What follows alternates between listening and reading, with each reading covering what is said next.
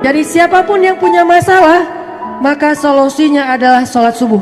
Siapapun yang punya hajat, maka kuncinya adalah sholat subuh. Siapapun yang punya mimpi, maka untuk mewujudkan mimpinya adalah sholat subuh. Siapapun yang ingin menjadikan keajaiban itu nyata, maka menyatakan keajaiban itu adalah dengan sholat subuh. Siapa yang pengen melihat mukjizat dalam hidupnya, sholat subuh.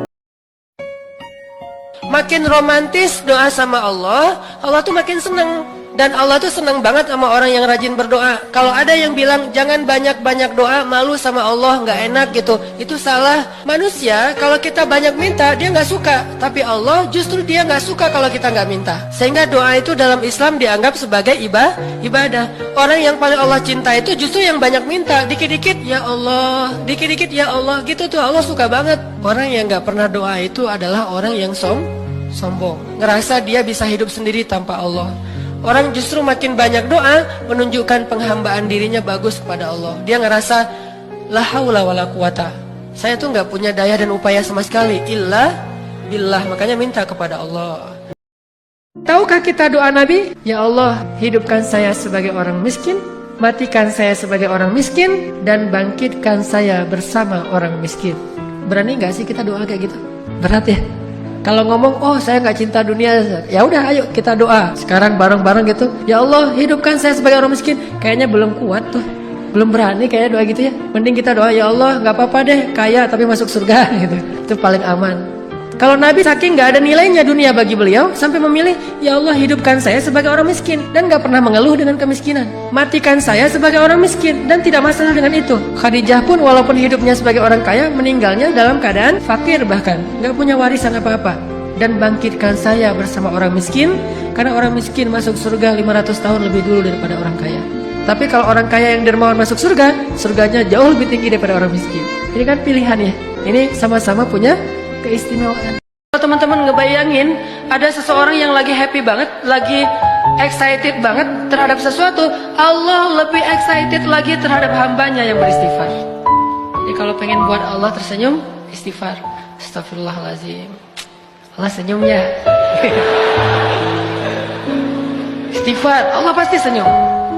Begitu kita istighfar, Allah ketawa. Dan itu memang kayak gitu hadisnya.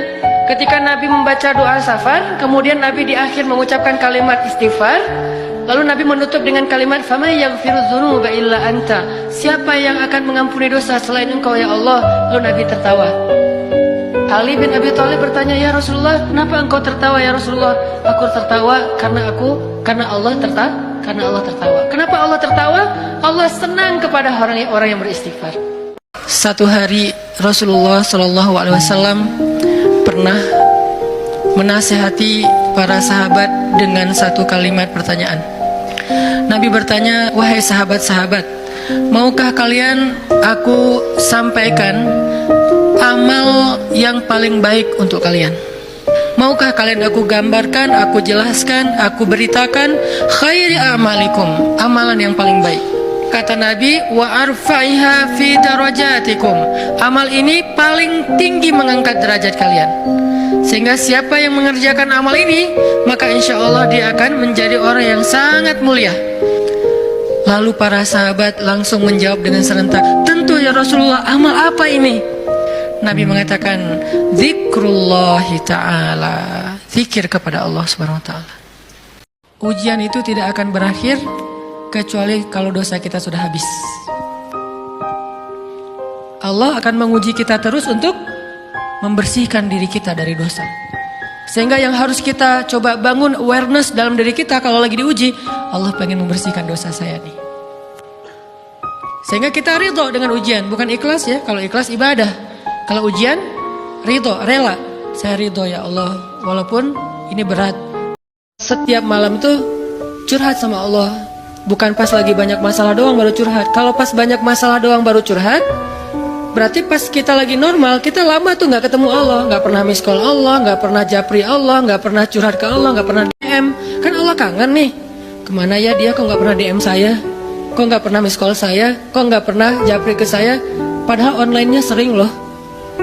Tapi kok nggak pernah ke saya, nih online-nya masih apa nih? Kan Allah suka gitu sama hambanya, walaupun dengan analogi sosmed ya. Tapi Allah tuh perhatian banget sama kita. Allah nungguin kita datang.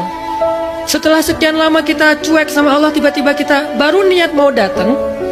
Duh, udah lama juga ya saya belum japri ke Allah. Baru gitu doang, belum diketik nih, belum typing. Baru niat doang nih, Allah udah bahagia coba. Allah kok baik banget ya sama kita ya. Seolah-olah Allah butuh kita, padahal nggak sama sekali loh. Ketika Allah menempatkan kita dalam satu situasi yang sulit, yang sampai bikin kita kehabisan ide nih gimana cara keluar dari situasi ini, itu berarti Allah lagi ngasih kita kesempatan masuk dalam sebuah situasi yang tidak ada yang bisa nolong kita kecuali Allah. Allah pengen nolong sendiri, dan pertolongan Allah itu ajaib.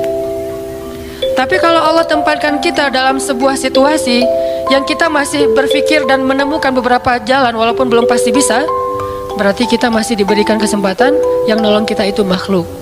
Oh, minta tolong ke si fulan, minta tolong si fulan. Tapi begitu kita mentok, kenapa ya kok berat banget nih masalah saya? Berarti Allah lagi menempatkan kita di sebuah situasi yang Allah sendiri yang akan. Wah, hasbuh, udah cukup itu. Siapa yang hatinya yakin kepada Allah, maka hati itu akan digenggam oleh Allah. Dan Allah kalau menggenggam hati hambanya, tidak akan mungkin membuat hati itu kecewa. Pasti Allah bawa yahdi qalbah, diarahkan oleh Allah kepada kebaikan-kebaikan. Diarahkan kepada hal-hal yang baik ketika kita percaya kepada Allah.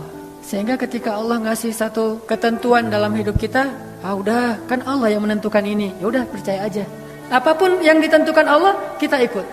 Dan apapun kehendak Allah, kita terima.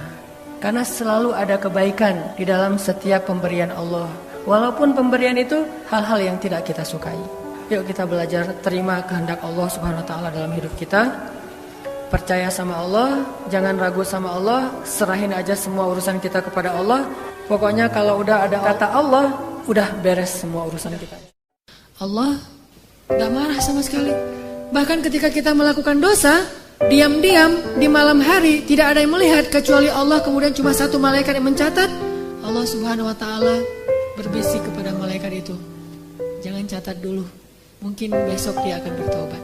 Dan jangan kabarkan ini kepada malaikat yang lain. Allah kalau kita buat dosa diam-diam, Allah tutupi aib kita, nggak mau ngasih tahu kepada yang lain. Tapi begitu kita taubat, Allah langsung mengatakan, wahai para malaikat, lihat hambaku itu, dia bertaubat. Giliran kita beramal soleh, Allah umumkan. Giliran kita buat dosa, Allah diam aja. Allah kasih masalah buat kita karena Allah pengen banget ngampunin dosa-dosa kita. Allah ngasih kita musibah karena Allah pengen banget ngelihat kita datang menangis, lalu Allah Subhanahu wa taala akan menyambut kita dengan kasih sayangnya. Halumu ilayya ya abdi, datang ke sini wahai hamba-hambaku. Begitu kita sakit menjelang kematian kita, baru Allah ternyata ngelihat kita kayaknya nih udah ada perubahan. Tiba-tiba kita datang kepada Allah menyesal, ya Allah saya banyak dosa. Tuh kan hambaku ini bertobat. Sini hambaku. Langsung diselamatin, langsung seolah-olah didekap, dipeluk oleh Allah. Dan malaikat yang mencatat tadi tidak jadi mencatat. Kata Allah, lihat wahai malaikat, hambaku ini bertobat. Jangan catat keburukan dia. Wahai seluruh malaikat, lihat hambaku ini sudah bertobat. Allah umumkan. Lalu Allah mendekap kita dengan kasih sayangnya. Allah mengampuni seluruh dosa-dosa kita. La ubali, kata Allah. Wahai hamba-hambaku, jika kalian datang kepadaku meminta ampun, padahal kalian memiliki dosa sebanyak langit dan bumi, akan aku ampunkan dosa kalian semuanya. Wala ubali, dan aku tidak peduli sebanyak apa dosa itu. Ketika Allah menempatkan kita dalam satu situasi yang sulit, yang sampai bikin kita kehabisan ide nih gimana cara keluar dari situasi ini, itu berarti Allah lagi ngasih kita kesempatan masuk dalam sebuah situasi yang tidak ada yang bisa nolong kita kecuali Allah. Allah pengen nolong sendiri, dan pertolongan Allah itu ajaib. Tapi kalau Allah tempatkan kita dalam sebuah situasi yang kita masih berpikir dan menemukan beberapa jalan walaupun belum pasti bisa, berarti kita masih diberikan kesempatan yang nolong kita itu makhluk. Oh, minta tolong ke si fulan, minta tolong si fulan. Tapi begitu kita mentok, kenapa ya kok berat banget nih masalah saya? Berarti Allah lagi menempatkan kita di sebuah situasi yang Allah sendiri yang akan menolong kita. Kalau ketika kita berdoa, hati kita yakin seutuhnya kepada Allah, pasti Allah nggak akan ngecewain kita. Nggak mungkin. Allah itu nggak mungkin mengecewakan kita. Allah sendiri kok yang berjanji, wa idza sa'alaka ibadi anni fa inni qarib ujibu da'watad da'. Itu Allah yang bilang, aku tuh dekat. Artinya berharaplah kepadaku gitu. Dan aku akan mengijabah setiap orang yang meminta kepadaku. Jadi Allah sendiri yang berjanji akan menunjukkan keajaiban, mengabulkan permintaan-permintaan yang baik dari hambanya, sehingga tidak perlu kita ragu Allah nggak mungkin ngecewain kita. Begitu kita berdoa yang selaras di hati kita, yakin kepada Allah, Allah akan tunjukkan. Itu rahasia paling gampang untuk hidup bahagia, untuk sukses, untuk dapetin apa yang baik-baik yang kita harapin. Ternyata kadang Allah menolong seseorang itu bukan dengan mencabut masalahnya. Yang lebih hebat lagi, Allah menolong seseorang dalam masalah dengan cara menguatkan hatinya dalam menghadapi masalah. Masalahnya nggak diangkat sama Allah, tapi hatinya dikuatkan. Sehingga dia tidak pernah mengeluh, nggak pernah berputus asa, nggak pernah menjadi orang yang lemah, kemudian pundung kepada Allah, enggak. Berarti Allah sudah menolong hatinya. Dan buat dia, itu kadang lebih baik daripada kita yang hanya menonton dari luar.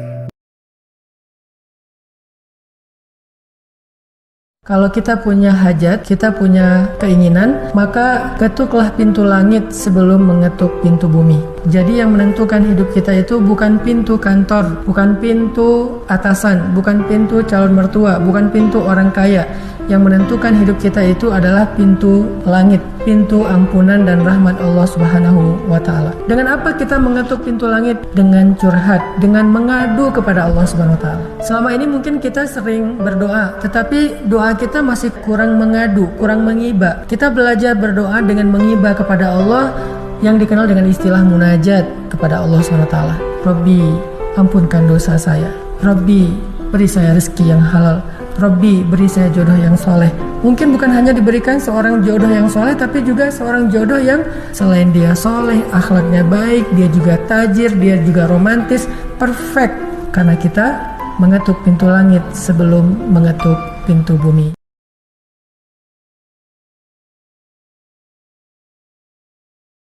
Siapa yang hatinya yakin kepada Allah, maka hati itu akan digenggam oleh Allah. Dan Allah kalau menggenggam hati hambanya, tidak akan mungkin membuat hati itu kecewa. Pasti Allah bawa yahdi qalbah, diarahkan oleh Allah kepada kebaikan-kebaikan, diarahkan kepada hal-hal yang baik ketika kita percaya kepada Allah. Sehingga ketika Allah ngasih satu ketentuan dalam hidup kita, udah kan Allah yang menentukan ini, ya udah percaya aja. Apapun yang ditentukan Allah, kita ikut. Dan apapun kehendak Allah, kita terima. Karena selalu ada kebaikan di dalam setiap pemberian Allah. Walaupun pemberian itu hal-hal yang tidak kita sukai. Yuk kita belajar terima kehendak Allah Subhanahu wa Ta'ala dalam hidup kita. Percaya sama Allah, jangan ragu sama Allah, serahin aja semua urusan kita kepada Allah. Pokoknya kalau udah ada kata Allah, udah beres semua urusan kita insyaallah. Ternyata sholat yang Allah Subhanahu wa Ta'ala langsung mendengar bacaan kita dari jarak dekat. Sholat apa? Sholat subuh. Allah itu langsung melihat kita dari jarak dekat. Kenapa jarak dekat? Karena sepertiga malam terakhir Allah itu turun ke langit dunia. Sepertiga malam terakhir Allah itu turun ke langit dunia. Lalu Allah bertanya kepada hambanya, ya ibadi, wahai hamba-hambaku, hal min dhi hajah, apakah kalian punya masalah? Apakah kamu punya masalah? Sini aku selesaikan masalah kamu. Ya ibadi, hal min taib, wahai hamba-hambaku, apakah kalian punya dosa? Sini aku ampuni dosa-dosa kalian. Sehingga sholat 5 waktu yang paling tinggi derajatnya di sisi Allah adalah sholat subuh.